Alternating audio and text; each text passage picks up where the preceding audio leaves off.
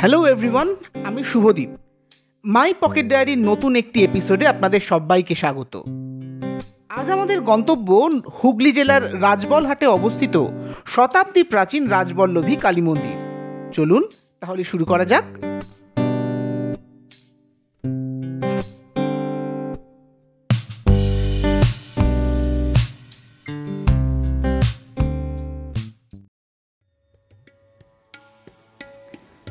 আজ রবিবার, সময় দুপুর 1:30। আমরা বেরিয়ে পড়েছি আজকের গন্তব্যস্থলের উদ্দেশ্যে। পৌঁছতে মোটামুটি 2 থেকে 2.5 ঘন্টা মতো সময় লাগবে। বেলঘরিয়া এক্সপ্রেস ধরে বালি দক্ষিণেশ্বর হয়ে আমরা এগিয়ে চলেছি। আজ আকাশ মেঘলা, রোদ খুব একটা নেই, তবে গরমের কোনো খামতি নেই। কালীমূর্তি মানেই আমাদের মনে ভেসে ওঠে কালো রঙের দক্ষিণা কালীমূর্তি অথবা নীল রঙের শ্যামা মায়ের মুখ। তবে সাদা কালীমূর্তি তা আবার হয় নাকি? এই প্রশ্নেরই উত্তর মিলবে আজ। আমরা আজ যে রাজবল্লভী মায়ের দর্শনে চলেছি সেখানে মা শ্বেতকালী নামেও পরিচিত।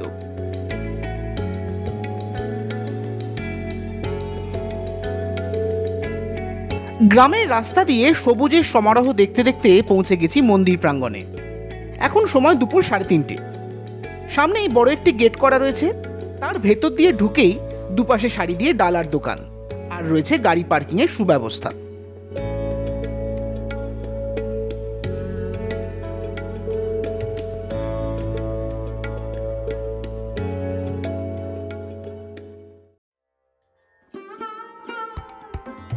পশ্চিমবঙ্গের হুগলি জেলার শ্রীরামপুর মহকুমার অন্তর্গত রাজবলহাট নামক স্থানে অবস্থিত এই মন্দিরের দেবী রাজবল্লভীর নাম অনুসারেই জায়গাটির নাম রাজবলহাট। এখানে দেবী দুর্গা রাজবল্লভী দেবী রূপে পূজিতা হন। কোনো কোনো জায়গায় বর্ণিত আছে এখানে দেবীর রূপ হল দুর্গা, কালী ও সরস্বতীর সম্মিলিত রূপ, তাই এই দেবী শ্বেতকালী নামেও পরিচিত।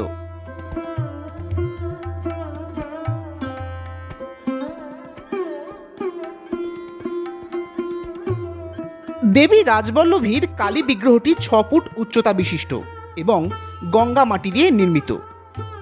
ত্রিনয়নী মুন্ডমালিনী দ্বিভুজা দেবীর ডান হাতে রয়েছে ছুরি এবং বাম হাতে রয়েছে রক্তপাত্র।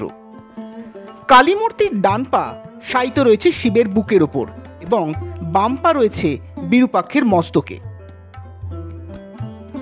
মন্দির চত্বরটি নতুন করে পুনর্নির্মাণ করায় ভিতরে বিশাল বড় চাতাল রয়েছে। পুরো জায়গাটি ভীষণ সুন্দর করে সাজানো। ভিতরে বাঁধানো চাতালে বহু মানুষকে শুয়ে বিশ্রাম নিতেও দেখা গেল। আমরাও পূজা সামগ্রী কিনে মায়ের পূজা দিয়ে ধূপ মোমবাতি নির্দিষ্ট স্থানে জ্বেলে দিলাম। ভিতরে মন্দির চত্বরে মায়ের মন্দির ছাড়াও রয়েছে একাধিক মন্দির। মাতৃ বিগ্রহের বাঁদিকে রয়েছে 3টি পৃথক শিব মন্দির: শ্রী রাজরাজেশ্বর নন্দীশ্বর শিব, শ্রী সোমেশ্বর শিব মন্দির এবং ত্রম্বকেশ্বর শিব মন্দির। এবং ডান দিকে রয়েছে আরও একটি বিশাল শিব মন্দির, যার ভিতরে রয়েছে পাথরের একটি শিব মূর্তি ও শিবলিঙ্গ।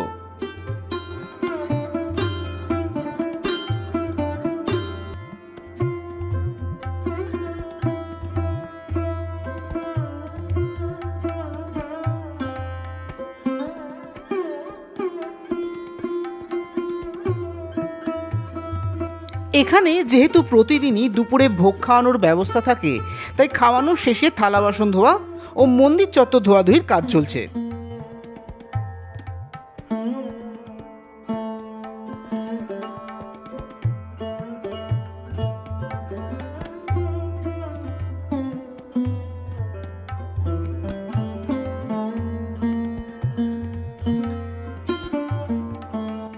বাইরে বেরিয়ে এসে ডালার দোকান থেকে প্রসাদটা প্যাক করিয়ে নিয়ে এবার মন্দির থেকে আমাদের বেরোনোর পালা।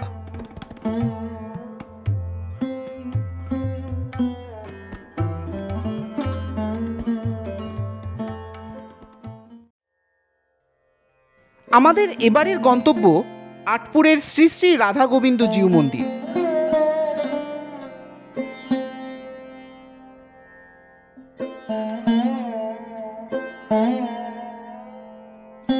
1786 খ্রিস্টাব্দে শ্রী কৃষ্ণনাম মিত্র এই মন্দিরটি প্রতিষ্ঠা করেন।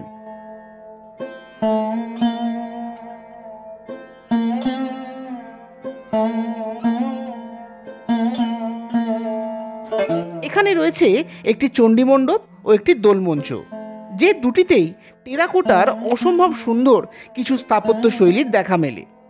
এটি পশ্চিমবঙ্গের উচ্চতম টেরাকোটার মন্দির বলেও মনে করা হয়।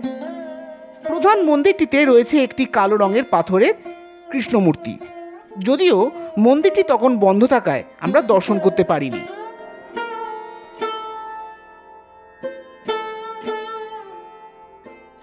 প্রধান মন্দিরের চূড়ো থেকে দুটি ভারী লোহার চেন নিচে নেমে এসেছে।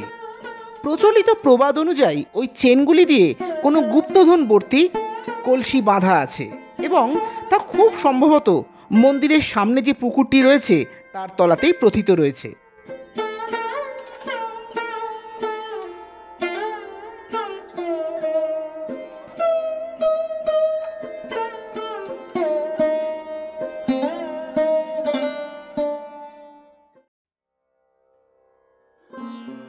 রাধা গোবিন্দ জিউ মন্দির থেকে বেরিয়ে আমরা এখন চলেছি দারহট্ট দ্বারিকাচণ্ডী মন্দির দর্শন করতে।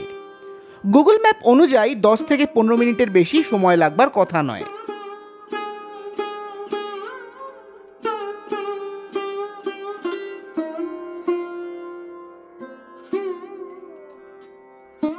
দ্বারিকাচণ্ডীর পূর্বের মন্দিরটি নির্মাণ করেছিলেন মোহিনী মোহন সিংহ রায়ের পূর্বপুরুষ। পুরনো মন্দিরের গায়ে টেরাকোটার কারুকার্য ছিল। পরে 1413 সালে মন্দিরটির পুনর্নির্মাণ করা হয়। নবনির্মিত মন্দিরটি উঁচু একটি ভিত্তিবেদির ওপর প্রতিষ্ঠিত। মন্দিরটি 8 চালা রীতির। মন্দিরের পিছন দিকে পঞ্চমুণ্ডির আসন ও দেবীর উদ্দেশ্যে নির্মিত একটি পুকুর রয়েছে। গর্ভগৃহে রয়েছেন দেবী শ্রী শ্রী দ্বারিকাচণ্ডী, সঙ্গে রয়েছেন লক্ষ্মী, সরস্বতী, কার্তিক ও গণেশ। মন্দিরটি বন্ধ থাকায় আমরা দেবী বিগ্রহ দর্শন করতে পারিনি।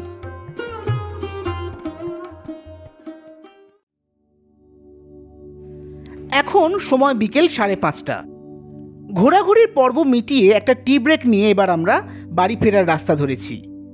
সব মিলিয়ে আজকের দিনটা বেশ ভালোই কাটলো।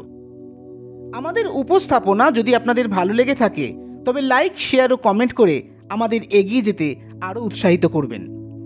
খুব শীঘ্রই ফেরত আসবো নতুন কোনো ভ্রমণের অভিজ্ঞতা নিয়ে। সবাই খুব ভালো থাকবেন।